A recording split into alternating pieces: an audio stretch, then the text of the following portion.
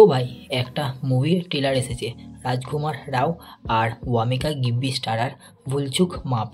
এবারে কেমন লাগলো ট্রেলারটা বলা যাক। আমি Arko, welcome to the new video. সত্যি বলতে এটা নিয়ে আমি এতটা এক্সাইটেড এর একটাই কারণ, সেটা হচ্ছে এই মুভিটা ম্যাড ডগ ফিল্মস বানাচ্ছে।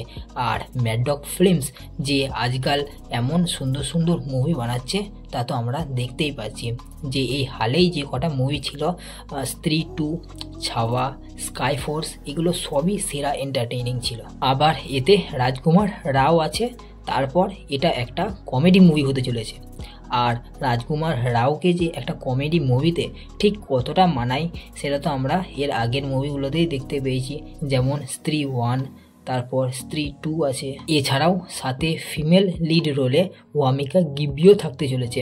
তাই এরপর আর আপাতত কোনো কারণ দিতে হবে না যেটাতে আমরা এই মুভিটা দেখতে যাব। যাই হোক, এরপর যদি এর স্টোরি নিয়ে বলি তাহলে রাজকুমার রাওয়ের লাভ অ্যাঙ্গেল হচ্ছে ওয়ামিকা গিব্বি। আর এবারে রাজকুমার রাও আর ওয়ামিকা গিব্বির দুজনের বিয়ের ডেট ফিক্স হয়েছে 30 তারিখ। এবারে এখানে একটা বিশাল বড় টুইস্ট আছে। যখনই 29 তারিখ হয়, হিসেব মতো তার পরের দিন হওয়ার কথা 30 তারিখ, কিন্তু 30 তারিখ না হয়ে তার পরের দিনও 29 তারিখই হয়ে যায়। মানে 29 তারিখের পরে আর 30 তারিখ আসেই না কখনো। প্রথমে রাজকুমার রাও তার লাভ অ্যাঙ্গেল ওয়ামিকা গিব্বিকে বিয়ে করার জন্যে প্রথমে সরকারি চাকরি খুঁজলো, তারপরে আবার তার বাবা মাকে মানালো, তারপর শেষে সে ঠাকুরের কাছেও গেল। কিন্তু তা সত্ত্বেও তার বিয়ের দিন মানে 30 তারিখ আর কোনো মতেই আসছিল না, সেই 29 তারিখই থেকে যাচ্ছিল। আর প্রতিদিনই তার গায়ে হলুদ হচ্ছিল। এবারে এর যে অ্যাকচুয়াল কারণটা কি সেটা তো আপাতত আমরা মুভি দেখলেই জানতে পারবো। তার ওপর বেশ কয়েকটা পুরনো গানকেও অ্যাড করা হয়েছে নস্টালজিয়ার জন্য।